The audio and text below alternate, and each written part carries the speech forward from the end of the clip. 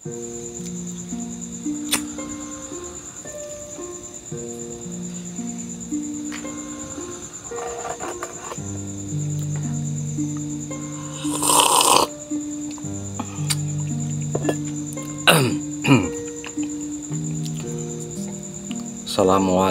warahmatullahi wabarakatuh dan selamat malam. Masih bersama saya Bang Jako di channel Jalan Kodim. Kali ini kita masih ngobrol terkait dengan bencana moralitas yang melanda negeri Konoha atau negeri plus 62 ya. Nah, berita terbaru bahwa Bapak Presiden sudah mengeluarkan sebuah statement atau sebuah peraturan pemerintah bahwa yang melakukan korupsi akan ditindak hukuman mati. Ini hal yang luar biasa ya. Di edisi sebelumnya saya mengajukan sebuah hipotesa ya, sebuah praduga bahwa ketika pengelolaan sebuah bangsa atau bumi ini ketika diserahkan kepada manusia untuk mengelolanya tanpa ada campur tangan dari Tuhan. Di sini campur tangan tanda kutip ya, tapi ketersambungan sebenarnya.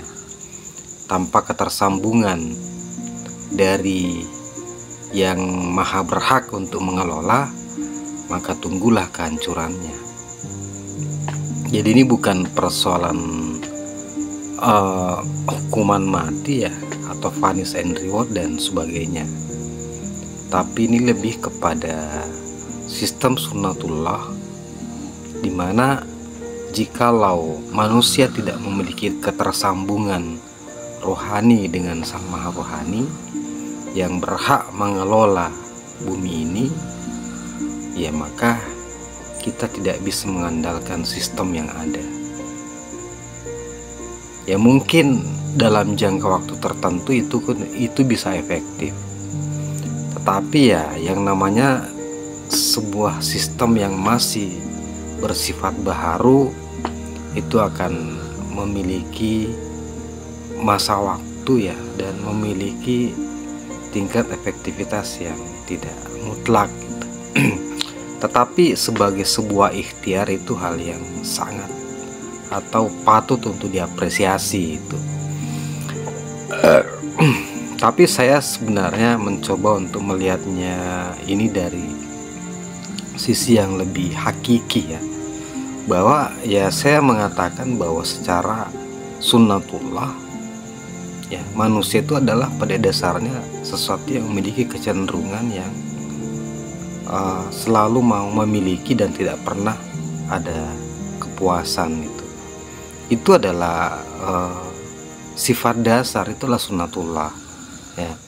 Nah, walaupun di satu sisi kadang ada orang juga mengatakan bahwa kecenderungan manusia itu adalah fitrahnya ya, kecenderungan kepada hal yang sifatnya baik.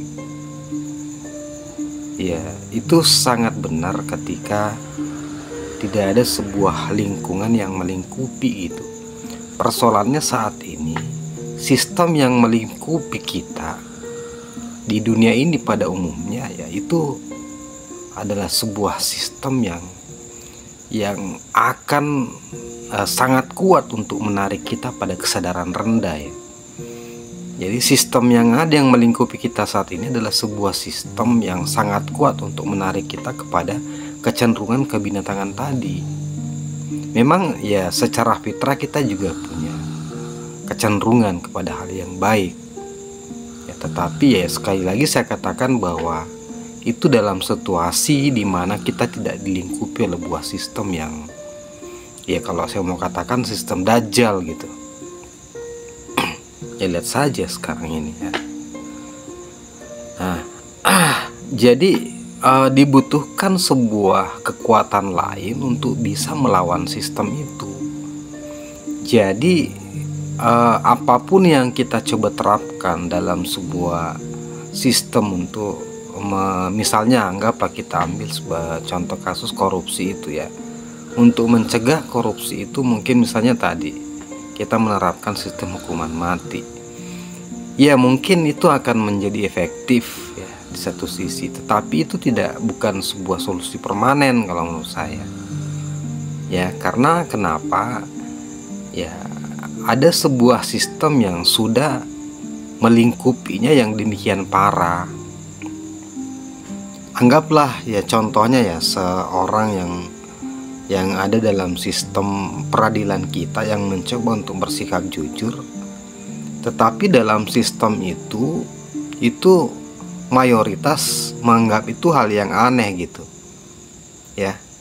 Ketika kemudian mereka mencoba untuk bersikap jujur, ya alih-alih dia mendapat apresiasi, justru dia akan menjadi sesuatu yang dianggap aneh karena sistem yang melingkupinya sudah sedemikian parahnya gitu. Nah, untuk bisa melawan sistem ini ya, yang saya katakan sebagai sistem Dajjal, ya harus dilawan dengan sebuah sistem lain yang setara dengan kekuatan Dajjal itu. Nah, saya mengatakan bahwa sistem ini yang ada yang melingkupi kita saat ini adalah sebuah sistem yang memang didominasi oleh atau dari Dajjal itu yang mencoba untuk menghalangi kita atau menghalangi ketersambungan kita dengan yang Maha Kuasa gitu ya, gelombang malaikat lah istilahnya.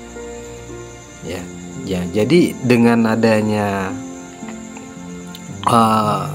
sistem yang melingkupi kita itu, ya, walaupun kita mencoba membuat sebuah aturan yang sifatnya parsial, ya, itu tetap pelan-pelan akan digerogoti oleh sistem yang lebih besar tadi itu.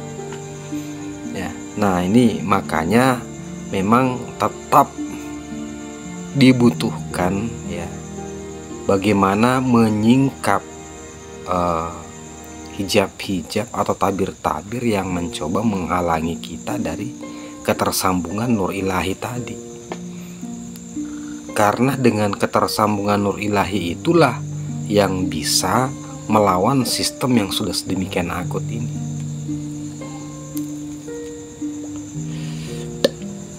Itu.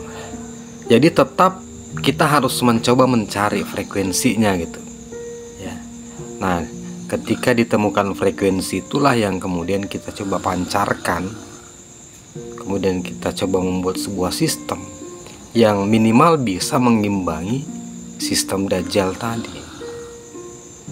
Karena ya dengan sistem Dajjal yang ada saat ini sebenarnya itulah yang menghancurkan benteng-benteng moralitas gitu.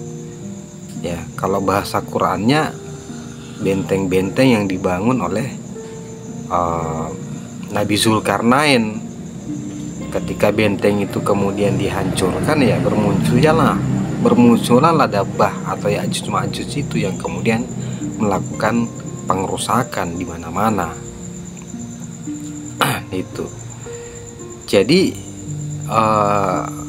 hal permanen atau solusi permanen yang bisa dilakukan adalah bagaimana menemukan ketersambungan itu yang kemudian itu yang kita support, itu yang kita dukung, dan itu yang kita masifkan itu ya. Dengan memasifkan itu itulah yang kemudian bisa minimal mengimbangi sistem Dajjal yang ada.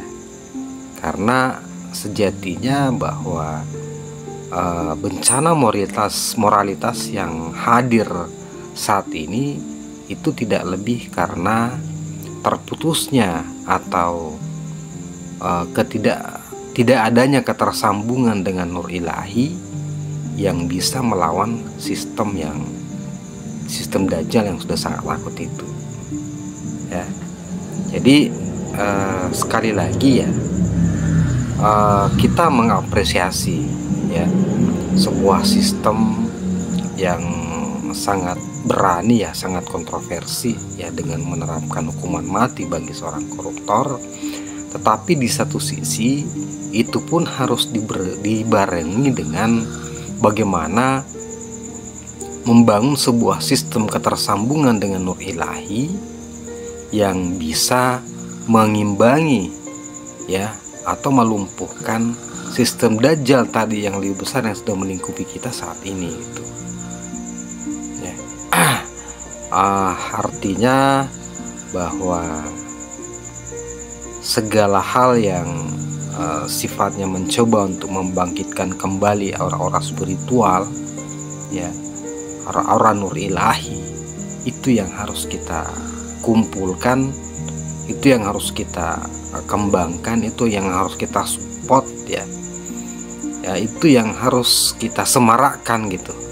Jadi tidak sekedar ritual-ritual yang bersifat fisik jasmani, tetapi lebih kepada bagaimana meningkatkannya kepada praktek hakikat gitu ya.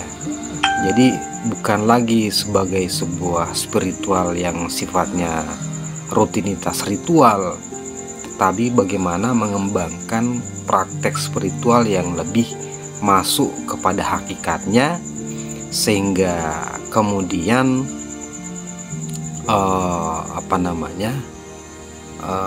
potensi-potensi nur ilahi itu bisa menyebar kemana-mana, bisa memancar kemana-mana, dan itulah yang bisa mengimbangi sistem atau yang kita sebut sebagai sihir dajjal tadi. Karena kalau tidak ada upaya untuk mencoba menghalau sihir tersebut, ya kita semua akan dilingkupinya gitu.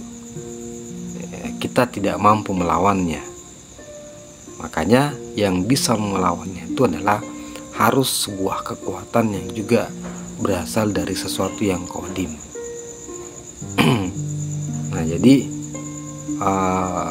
marilah ya kita bersama-sama untuk mencoba mengidentifikasi potensi-potensi spiritual yang ada di Nusantara, untuk kita coba kembangkan, untuk kita coba semarakkan rame-rame dalam rangka menghalau, mengimbangi, dan bahkan mengalahkan kekuatan yang saya sebut sebagai sihir dajjal tadi.